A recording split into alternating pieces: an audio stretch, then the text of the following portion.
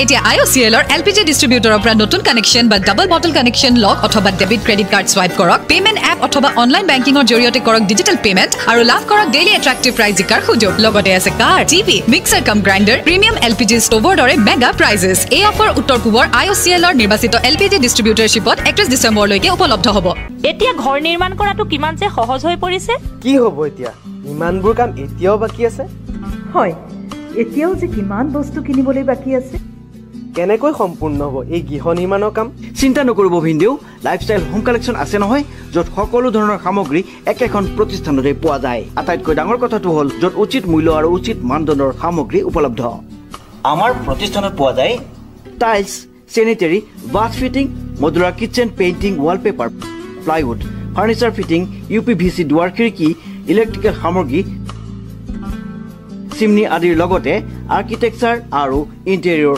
সুবিধাও গতে মিস্ত্ৰীও তাতে পাব আপোনাৰ সপোন সফল হোৱাৰ একমাত্ৰ প্ৰতিষ্ঠান লাইফষ্টাইল হোম কালেকশ্যনত বাজাৰ 99 যোৰহাট চহৰত সংযোজন ঘটিল এটি ব্যৱসায়িক প্ৰতিষ্ঠান নাম যাৰ বাজাৰ 99 য'ত পাব সকলো সামগ্ৰী মাত্ৰ 99 টকাত গতিকে আজিয়ে আহক আমাৰ বিপণীলৈ আৰু লৈ যাওক আপোনাৰ পৰিয়াল আৰু ঘৰখনৰ বাবে প্ৰয়োজনীয় সামগ্ৰীসমূহ আমাৰ ঠিকনা বাজাৰ 99 first floor Hyder Tower old Balibat Jorhat আমাৰ ফোন নম্বৰ 7002514120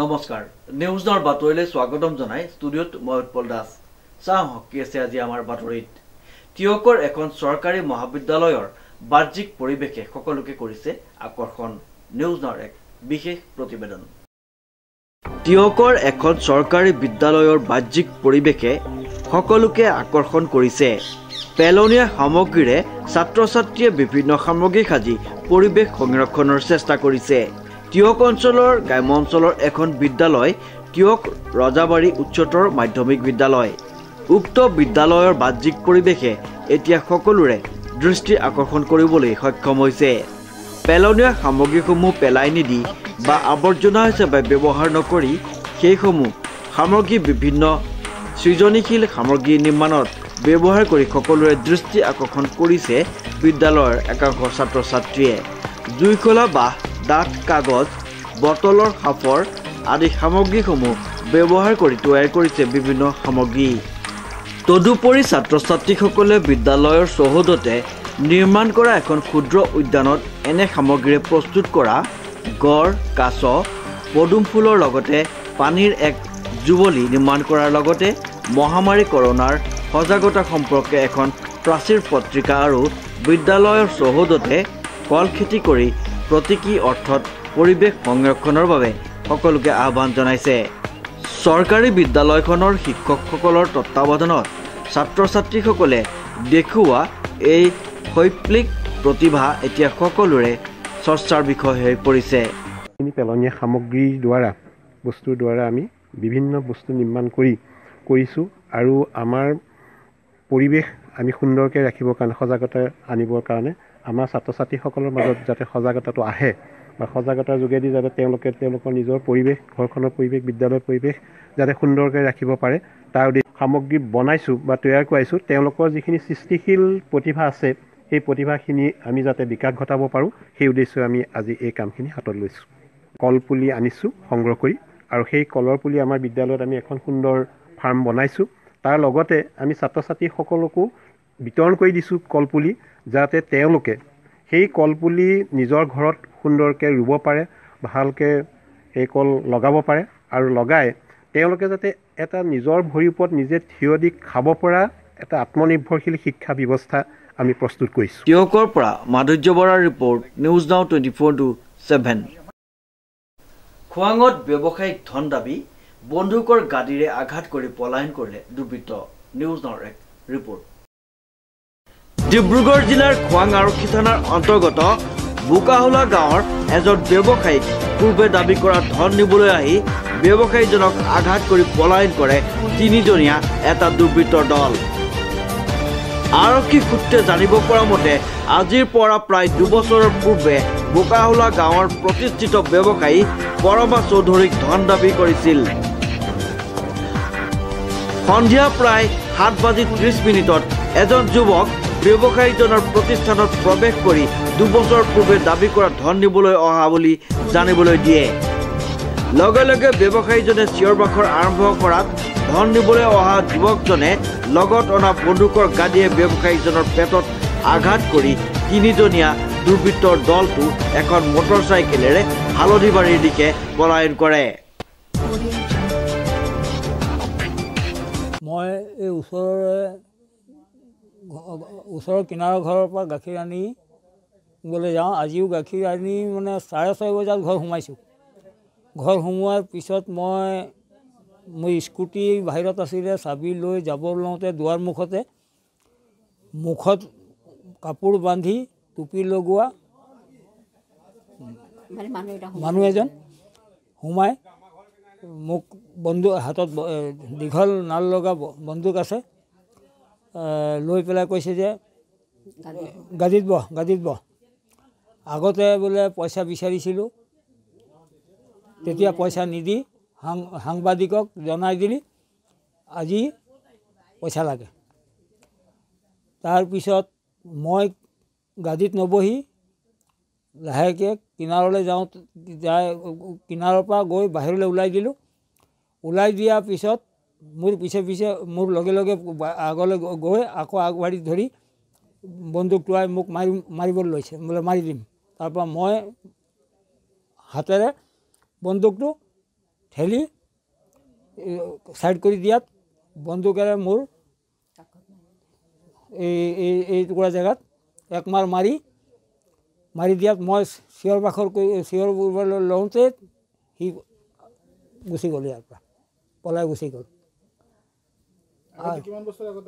এইটো 3 বছৰ আগত 17 চনত তেতিয়া মোক 1 লাখ টকা ডিমাণ্ড দিছিলে। মই কিন্তু সেইটো পইচা নিদিলোঁ সিহঁতক, আৰু মই সাংবাদিকক জনাই দিয়াত আৰু আমাৰ আৰক্ষী থানাটো জ্বলাই দিয়াত তাৰপিছত তেওঁলোকে নাহিলে। আজি মোৰ ইয়াত অকল এজন আহিছিলে। আৰু মই যেতিয়া আকৌ গাঁৱৰ ৰাইজক চিঞৰ বাখৰ কৰাত গাঁৱৰ ৰাইজ যিবিলাক সকলো ভালেমান জমা হৈ যোৱাৰ পিছত আলিত উঠাৰ পিছত সিফালৰ পৰা সিপাৰৰ ল'ৰা এজন আহি কৈছে যে এইখিনিৰ পৰা এতিয়া অলপ আগৰ মোৰ ঘৰৰ দোকানৰ পৰা অলপ আগত এই অসীম বৰঠাকুৰৰ আছে। অসীম বৰঠাকুৰৰ ঘৰৰ পদূলিমুখত বাইক এখন আছিলে, সেই বাইকখন ষ্টাৰ্টে আছে। এইফালৰ পৰা 2টা মানুহ গৈ পেলাই সেই বাইকত উঠিছে আৰু বাইক চলোৱা 3জন মানুহ গৈছে বুলি সেইজন মানুহে দেখিছে। মই কিন্তু দেখা গৈছে বুলি কৈছে, সেইজনে দেখিছে, মই দেখা নাই। মই দেখাত বাইক এখন ষ্টাৰ্ট কৰি অলপ আগৰ পৰা গৈছে। মই তাৰ বহুত আগত আছিলোঁ। মই এইফালে তিনিআলিখন আছিলে, তাত আমাৰ ঘৰলৈ মই সোমাই গৈছিলোঁ। সেই সময়তে মই এইফালে চিঞৰ বাখৰ শুনিলোঁ। তাৰপৰা মই কাণ পাতি শুনিলোঁ কিনো চিঞৰ বাখৰ হৈছে বুলি। তাৰপাছতে দেখিছোঁ যে এইফালে চিঞৰ বাখৰ হৈ আছে আৰু ইয়াত বাইকখন ষ্টাৰ্ট দি কিনে সিহঁতে মানে পিছফালৰ পৰা মই বেকলাইটৰ পৰা দেখিছোঁ আৰু সম্পূৰ্ণ ভৰি ঠেংকেইটা দেখিছোঁ আৰু মানুহ 2জন পিছফালৰ পৰা লপিয়াই উঠিছে। তাৰপৰা বাইকত গুচি গৈছে। মুঠত 3জন গৈছে এখন বাইকত? একেখন বাইকত। কোনফালে গ'ল? এই হালদিবাৰী চাইডে গ'ল। মৰাণৰ পৰা ৰাজু মিশ্ৰৰ ৰিপৰ্ট, নিউজ নাও 24/7। চাহ মৰ্চাৰ ৰাজ্যিক সভাপতি প্ৰহ্লাদ গোৱালাই 2021 চনৰ নিৰ্বাচনৰ ৰণডংকা বজালে মৰাণ চাহ জনগোষ্ঠীৰ মাজত। নিউজ নাওৰ এক ৰিপৰ্ট। কংগ্ৰেছ হ'ল পুৰণা চাহ গছ আৰু বিজেপি হ'ল নতুন চাহ গছ। যেনেকৈ পুৰণা চাহ গছে 50 বছৰৰ পাছত চাহপাতৰ উৎপাদন দিব নোৱাৰে বা উৎপাদনৰ ক্ষমতা নাইকিয়া হয়, ঠিক তেনেকৈ ৰাষ্ট্ৰীয় কংগ্ৰেছ দলৰ উৎপাদনৰ ক্ষমতা নাইকিয়া হোৱাত ৰাইজে দলটোক পুৰণা চাহ গছৰ দৰে প্ৰত্যাখ্যান কৰিছে আৰু বিজেপি দলক নতুন চাহ গছৰ দৰে ৰাইজে আঁকোৱালি লৈছে। আৰু 4 বছৰৰ ছমাহতে বিজেপি নামৰ চাহ গছজোপাই চাহপাতৰ উৎপাদন ৰাইজে বিচৰাৰ দৰে দিবলৈ সক্ষম হৈছে। এই মন্তব্য বিজেপিৰ ৰাজ্যিক চাহ মৰ্চাৰ সভাপতি তথা প্ৰাক্তন আচ্ছাৰ নেতা প্ৰহ্লাদ গোৱালাৰ। সোমবাৰে মৰাণ বিধানসভা সমষ্টিৰ অন্তৰ্গত চেপন বৰটানী কৰমা ভৱনত মৰাণ সমষ্টিৰ ভিত্তিত বিজেপিৰ খোৱাং আৰু লৰুৱা মণ্ডল চাহ মৰ্চা উদ্যোগত অনুষ্ঠিত হোৱা চাহ মৰ্চা কাৰ্যকৰ্তা সন্মিলনত বিশিষ্ট অতিথি হিচাপে অংশগ্ৰহণ কৰি প্ৰহ্লাদ গোৱালাই ভাষণত এই মন্তব্য কৰি কংগ্ৰেছক কটু সমালোচনা কৰে। কংগ্ৰেছ চৰকাৰে জনসাধাৰণৰ উন্নয়নৰ কথা চিন্তা নকৰি কেৱল নিজা স্বাৰ্থ সিদ্ধিতে গুৰুত্ব প্ৰদান কৰাৰ বাবে কংগ্ৰেছ দলটোক জনসাধাৰণে প্ৰত্যাখ্যান কৰিছে বুলি মন্তব্য কৰে গোৱালাই। আগন্তুক 2021 চনত অনুষ্ঠিত হ'বলগীয়া অসমৰ বিধানসভা নিৰ্বাচনত ৰাজ্যখনৰ চাহ জনগোষ্ঠীৰ ভোটাৰে নিৰ্ণায়ক ভূমিকা গ্ৰহণ কৰিব পৰা 35 সমষ্টিত প্ৰাৰ্থিত্ব দিবলৈ দাবী জনাব বিজেপি দলক চাহ জনগোষ্ঠীৰ ৰাইজে। চাহ মৰ্চাৰ ৰাজ্যিক উপসভাপতি দীপক তাঁতীয়ে আঁত ধৰা চাহ মৰ্চা কাৰ্যকৰ্তা সন্মিলনত মৰাণ বিধানসভা সমষ্টিৰ বিধায়ক চক্ৰধৰ গগৈ, চাহ মৰ্চাৰ বিভিন্ন বিষয়ববীয়াসকলৰ লগতে অন্যান্য পিছপৰা শ্ৰেণীৰ ডিব্ৰুগড় জিলাৰ অধ্যক্ষ প্ৰশান্ত গগৈয়ে অংশগ্ৰহণ কৰে। উক্ত অনুষ্ঠানতে কংগ্ৰেছৰ বহু কৰ্মী কংগ্ৰেছ দল ত্যাগ কৰি আনুষ্ঠানিকভাৱে বিজেপিত যোগদান কৰে। বিজেপিত যোগদান কৰা সদস্যসকলক বিজেপিৰ টুপি, বিজেপিৰ গামোচাৰে আদৰণি জনাই বিধায়ক চক্ৰধৰ গগৈ আৰু প্ৰহ্লাদ গোৱালাই। আজি আমাৰ মৰাণ সমষ্টিৰ খোৱাং ব্লক মণ্ডল আৰু লৰুৱা ব্লক মণ্ডল ভাৰতীয় জনতা পাৰ্টি চাহ মৰ্চাৰ উদ্যোগত এই চেপন চাহ বাগিচাৰ ৰাজহুৱা প্ৰেক্ষাগৃহত এখনি বিৰাট ৰাজহুৱা অৰ্থাৎ কৰ্মী সভা আয়োজন কৰা হৈছিল। এই কৰ্মী সভাত ইতিমধ্যে প্ৰায় 1000তকৈ অধিক বিভিন্ন এলেকাৰ চাহ শ্ৰমিক আহি এই সভাত অংশগ্ৰহণ কৰিছে। আমাৰ ৰাজ্যিক সমিতিৰ সন্মানীয় সভাপতি চাহ মৰ্চাৰ প্ৰহ্লাদ গোৱালা ডাঙৰীয়াও আজি সভাত উপস্থিত আছিল আৰু তেখেতৰ লগত আমাৰ ৰাজ্যিকৰ বিভিন্ন স্তৰৰ বিষয়ববীয়াসকল, আমাৰ জিলাৰ ভাৰতীয় জনতা পাৰ্টিৰ বিষয়ববীয়াসকল, মণ্ডলৰ সন্মানীয় বিষয়ববীয়াসকলৰ উপৰিও পঞ্চায়তৰ নিৰ্বাচিত প্ৰতিনিধিসকলো আহি উপস্থিত হৈছে আৰু এই সভাখনৰ যোগেদিয়ে আমি আগন্তুক দিনত ভাৰতীয় জনতা পাৰ্টি চাহ মৰ্চাৰ যি সাংগঠনিক ভেটি, এই ভেটি সবল কৰাৰ যি যাত্ৰা আজিৰ পৰা আমি আৰু আৰম্ভ কৰিছোঁ। আগন্তুক নিৰ্বাচনৰ বাবে কেৱল মাত্ৰ 3-4 মাহ আছে। এই 3-4 মাহ অবিৰতভাৱে আমাৰ চাহ মৰ্চাৰ উদ্যোগত, বিশেষভাৱে চাহ অধ্যুষিত এলেকাত বিজেপি চাহ মৰ্চাৰ সাংগঠনিক প্ৰক্ৰিয়াৰ এই যি জয়যাত্ৰা আৰম্ভ হৈছে ই চলি থাকিব আৰু যিদিনাই আমাৰ নিৰ্বাচন শেষ হ'ব সেই দিনটোতহে আমাৰ সাংগঠনিক প্ৰক্ৰিয়াটো আমাৰ জয়যাত্ৰা ৰ'বগৈ। গতিকে মই সকলোকে আজি আপোনালোকেও আহি উপস্থিত হোৱাৰ বাবে আৰু আমাৰ দলৰ বিভিন্ন স্তৰৰ বিষয়ববীয়া আহি উপস্থিত হোৱাৰ বাবে আমি তেওঁলোকক মই ধন্যবাদ জনাইছোঁ আৰু শ্ৰমিক বন্ধুসকল আৰু মোৰ বাই ভনীসকল আহি সভাত সাংঘাতিক ধৰণে আহি উপস্থিত হ'ল, তেখেতলোকক মই ধন্যবাদ জনাইছোঁ।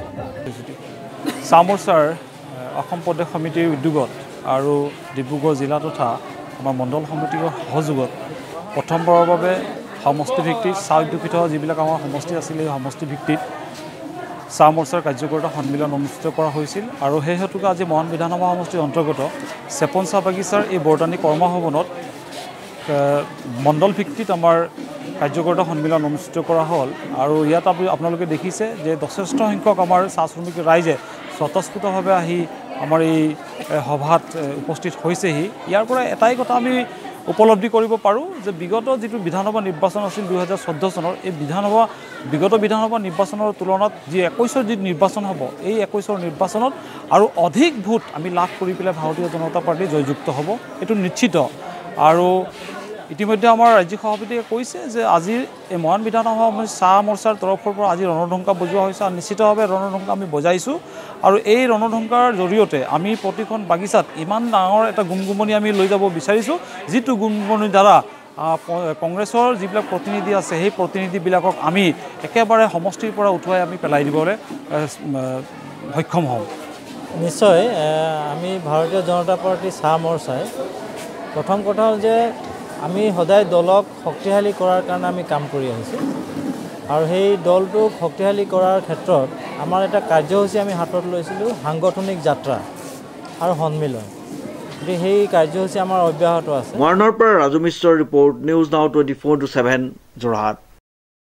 মৰাণত অনুষ্ঠিত হ'ব ৭৫ লাখ টকাৰ ব্যয়েৰে ৰাইজৰ দলৰ প্ৰথমখন অভিৱৰ্তন প্ৰস্তুতি আৰম্ভ নিউজ নাওৰ এক ৰিপৰ্ট নতুন আঞ্চলিক ৰাজনৈতিক দল ৰাইজৰ দলৰ ৰাজ্যিক অভিৱৰ্তন ৩, ৪ আৰু ৫ জানুৱাৰীত ডিব্ৰুগড় জিলাৰ মৰাণত অনুষ্ঠিত হ'ব মৰাণৰ পূৰ্ণিমা হোটেলৰ সভাকক্ষত উক্ত সন্দৰ্ভত সংবাদমেল অনুষ্ঠিত কৰি ঘোষণা কৰে ৰাইজৰ দলৰ মুখ্য আহ্বায়ক ভাস্কৰ ভি শইকীয়াই মৰাণত অনুষ্ঠিত কৰিবলৈ লোৱা ৰাইজৰ দলৰ প্ৰথমখন ৰাজ্যিক অভিৱৰ্তন জাতীয় অভিৱৰ্তন হিচাপে চিহ্নিত হ'ব যিহেতু জাতি ভাষা সংস্কৃতি ৰক্ষাৰ স্বাৰ্থত জন্মগ্ৰহণ কৰা আপোচীন আঞ্চলিক দল ৰাইজৰ দলে মৰাণত অনুষ্ঠিত হ'বলগীয়া প্ৰথমখন ৰাজ্যিক অভিৱৰ্তনে দলৰ সংবিধান দলৰ কৰ্মসূচীৰ লগতে লক্ষ্য উদ্দেশ্য বিতংকৈ প্ৰকাশ কৰিব ৰাইজৰ ওচৰত প্ৰায় ৫০,০০০ অধিক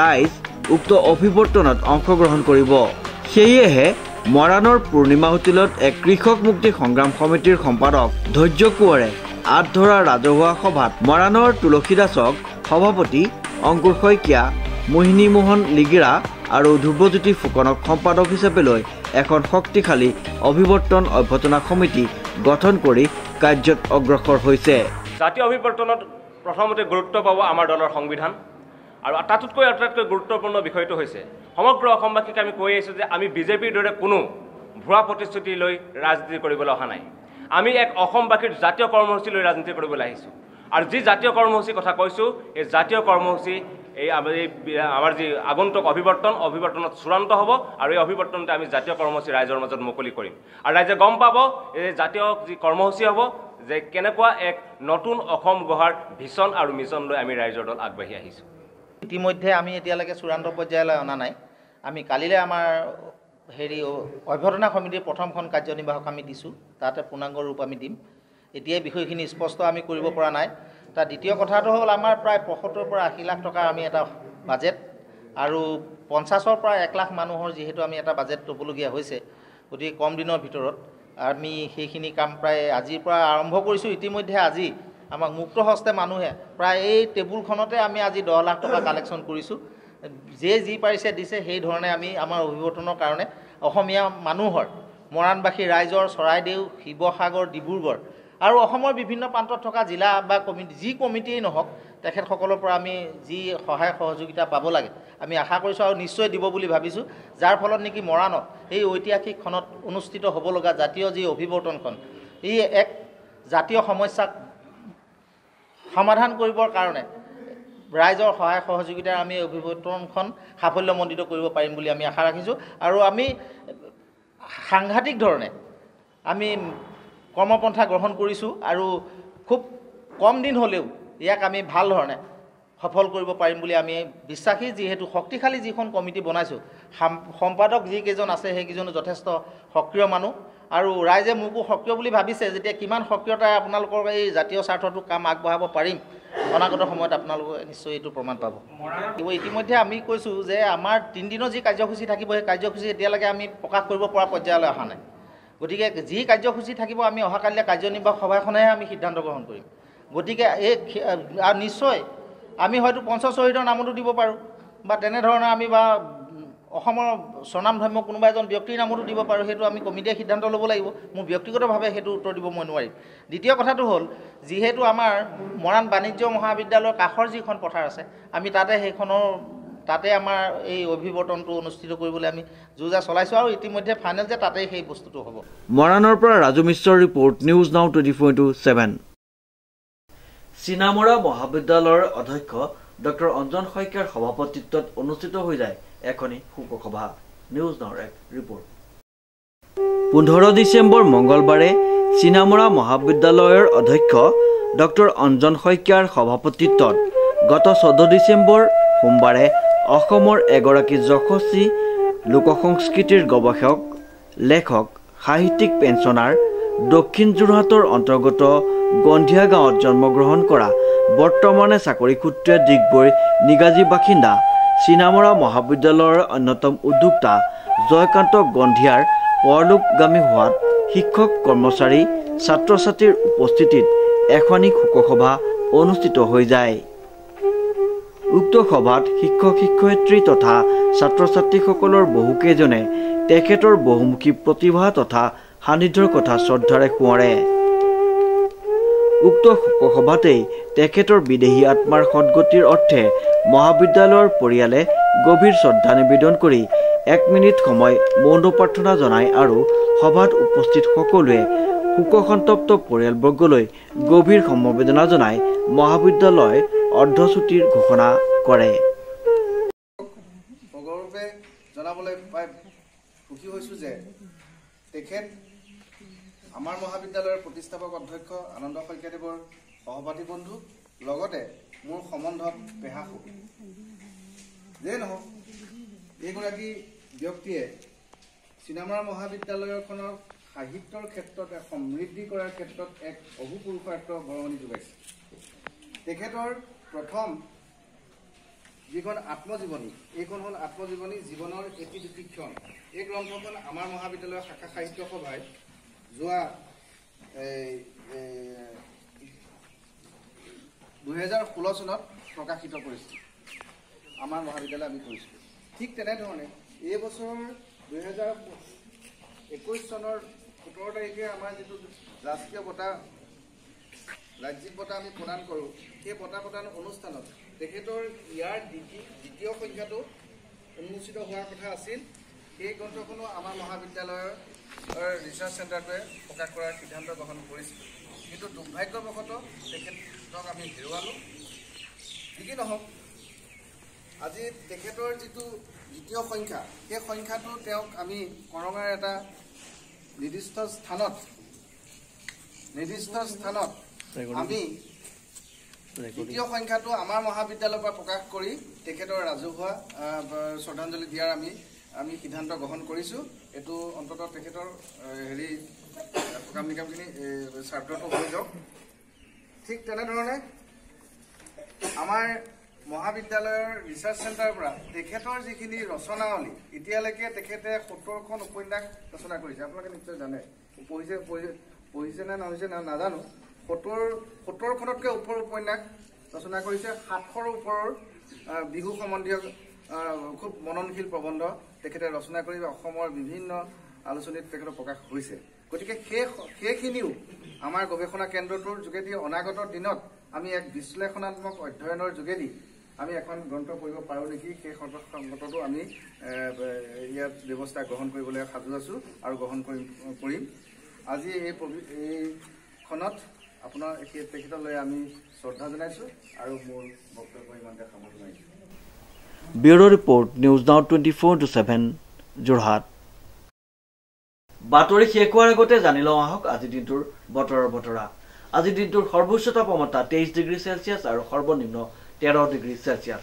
ইয়াৰ লগতে বতৰ ফৰকাল হৈ থকাৰ সম্ভাৱনা। নিউজ নাওৰ বাতৰিত আজিলৈ ইমানেই। বিভিন্ন বা বাতৰি আৰু অনুষ্ঠানৰ বাবে চাই থাকিব নিউজ নাও 24/7। ধন্যবাদ।